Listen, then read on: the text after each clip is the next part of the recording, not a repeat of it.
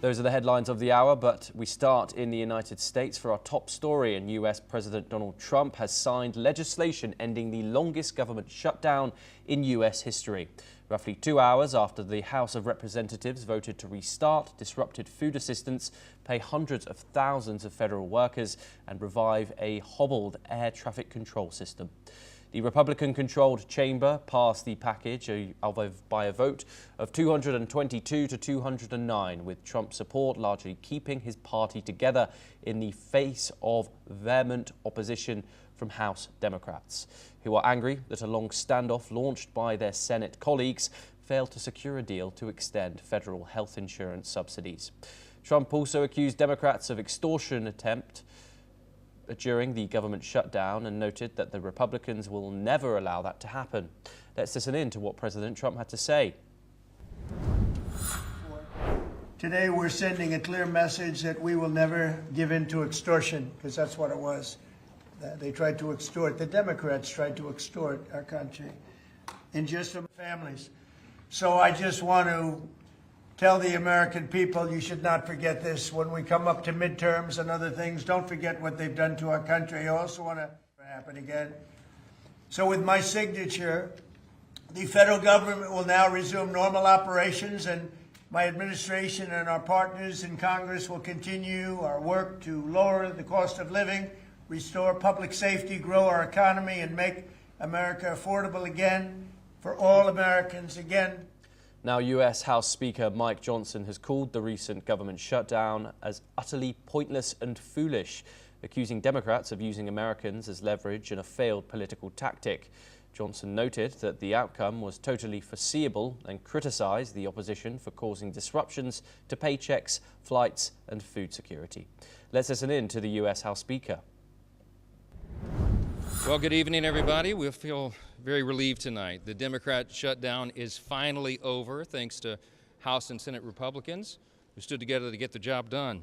Absolutely no question in anybody's mind now that the Democrats were responsible for this. What happened?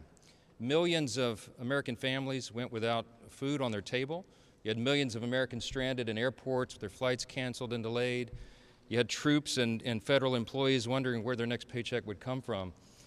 The Democrats openly admitted, many of them said it in their own words, that they used the American people as leverage in this political game. I want to say that all this was utterly pointless and foolish. This outcome was totally foreseeable. I said that this would be the outcome when all this began back in mid-September. They did it anyway. Democrats admitted that they used the people as leverage, and they got nothing for their selfish political stunt here. They didn't achieve anything with.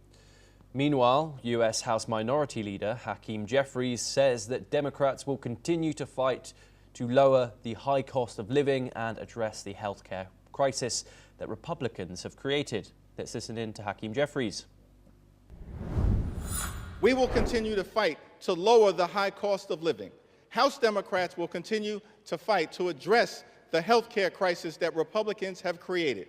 And House Democrats will continue to fight to extend the Affordable Care Act tax credits for tens of millions of Americans.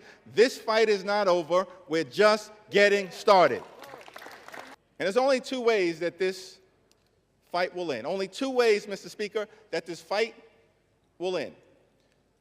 Either Republicans finally decide to extend the Affordable Care Act tax credits this year, or the American people will throw Republicans out of their jobs next year and end the speakership of Donald J. Trump once and for all.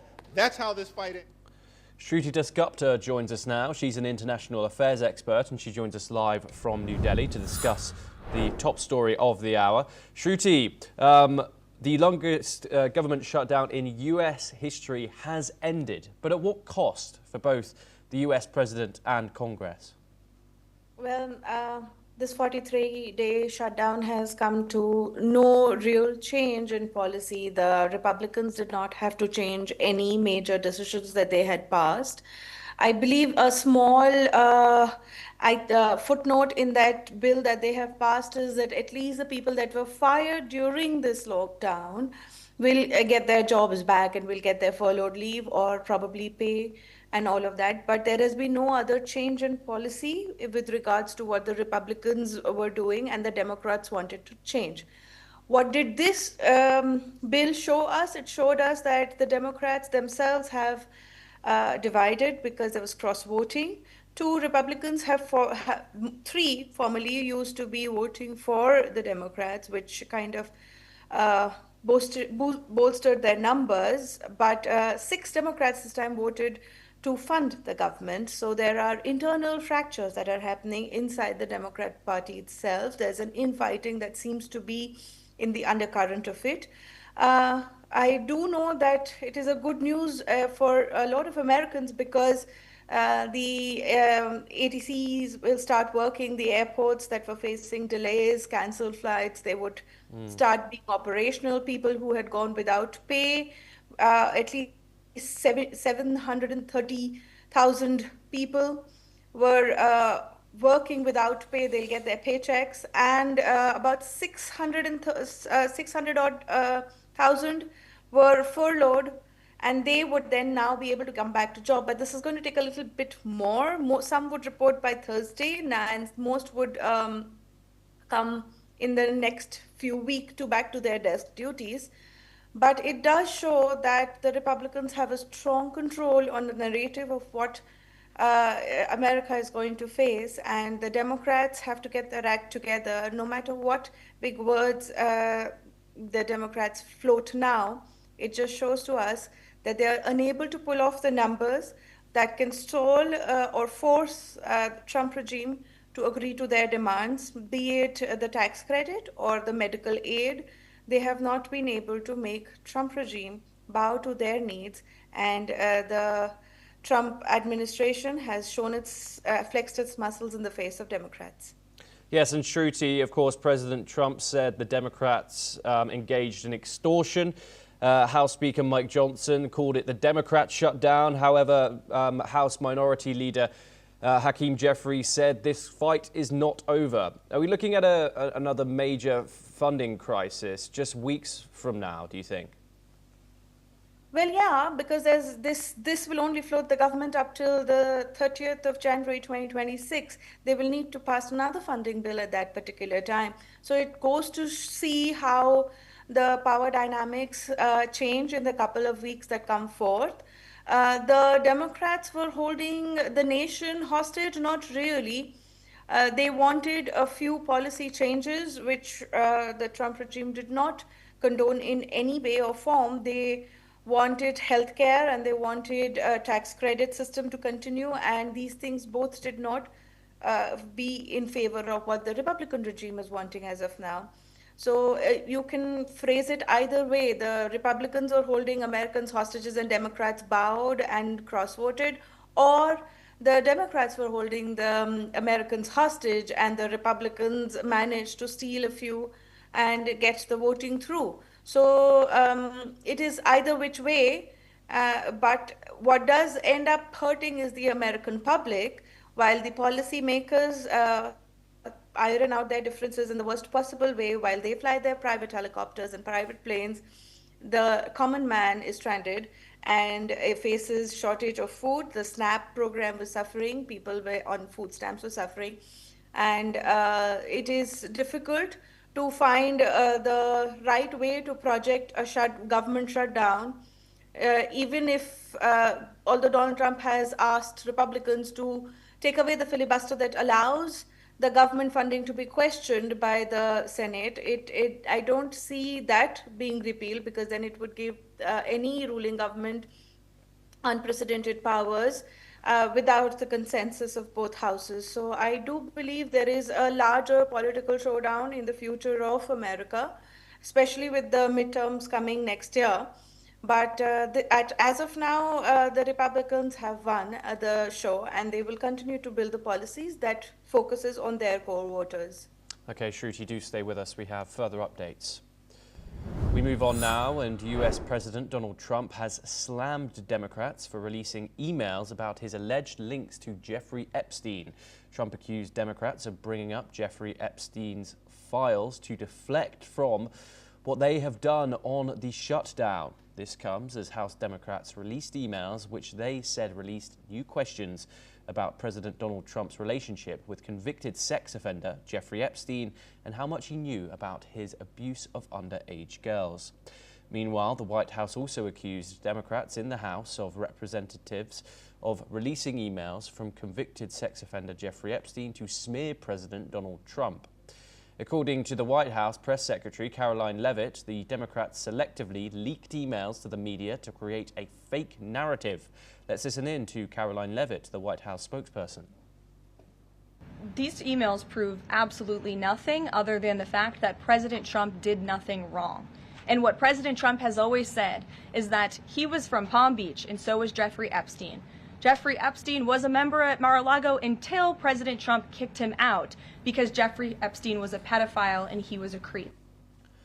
Now we move on, and Canada's Foreign Minister Anita Anand has said that she met bilaterally with US Secretary of State Marco Rubio to discuss Ukraine, efforts to advance peace in the Middle East and the crisis in Haiti and Arabic Arctic sovereignty. Anita added that the two had also participated in several joint sessions over the past day and a half, using the meetings to coordinate on shared foreign policy priorities. Let's listen in. I met bilaterally with Secretary Rubio, yes, and I also was obviously with him in multiple sessions throughout the past day and a half. In our bilateral meeting, we discussed a number of issues: the illegal war in Ukraine, a path to peace in the Middle East, and how we can work together in order to push forward that peace, the ongoing crisis in Haiti, on which we have worked substantially over the last number of months, and Arctic sovereignty. However, Anand stated that both countries have reaffirmed their commitment to Ukraine's long-term prosperity, security and defence. Let's take a listen in to some more statements. First, we reaffirmed our commitment to Ukraine's long-term prosperity, security and defence. Canada has made it a priority of our G7 presidency to maintain and strengthen our support for Ukraine at every opportunity. Today, alongside Minister Sybiha, I announced new sanctions against Russia to target those who are financing Putin's illegal war. Now, on the other hand, Russia's Foreign Minister Sergei Lavrov has said that he hoped Washington would take no actions liable to escalate the Ukraine conflict. Lavrov added that US President Donald Trump had long pushed for dialogue with Russia, sought a full understanding of Russia's stance on Ukraine, and showed dedication to achieving a lasting peaceful solution. Joining us once again is Shruti Dasgupta. She's an international affairs expert. Shruti, how do Canada's and the United States foreign policy align, especially with the Trump administration and, of course, Carney as Prime Minister? Well, even before Carney, even during the Trudeau era, the policies were very much aligned with the US and EU regarding Russia and its Ukraine war. So this is not new. This is very much continuance of a former policy. And right now, what Anand has done, she has reaffirmed the ban on 11 entities and 13 individuals as part of the November sanctions that were passed by USA under pressure by EU themselves. So those sanctions have been adopted by Canada, and this is something which is very normal. All the Western nations are combining their political power and pull and push behind Ukraine to stop the advances of Russia into the region. Now, beyond that, I see USA is not really very clear on how it wants the war to stop. They have kind of hedged both ways. Trump has hailed Putin as a great leader, but has also understood that he's not very easily manipulated. And the war is not that simple. In fact, I think we spoke after the Alaska meet where we remarked at how tired he looked after the negotiations were done, and how the lunch or dinner, whatever it was at that particular time, the meal was cancelled, and Putin just simply went off after the meeting. So it shows that Trump is unable to arm twist his way into peace in this particular conflict. And so the sanctions have been coming down on Russia and other nations associated. However, I do marvel at the duplicity of their sanctions, because you see, my nation, India, suffers sanctions, but Germany gets what do you call a reprieve from those sanctions, because while they have natural gas and pipeline coming right down from Russia, and that reprieve goes into 2026, 2027. If Hungary gets its reprieve till 2026, and this exemption came right in 2025 now. Austria gets till January 2027. So a lot of EU nations are getting reprieve from sanctions. They're allowed to deal with Russia and its oil and its energy supplies and other trades, while India and China and other nations that are working towards ensuring their economies are doing better face US sanctions. So there is a double-faced conversation that is there with the European nations, the USA as well as Canada now in the same basket. While they will grant their friends sanctions, they will kind of hobble their competitors in the geopolitical world with sanctions in the name of Russia. Yes, Shruti, do stay with us. We have further updates from the battlefield from the Russia-Ukraine conflict, where Moscow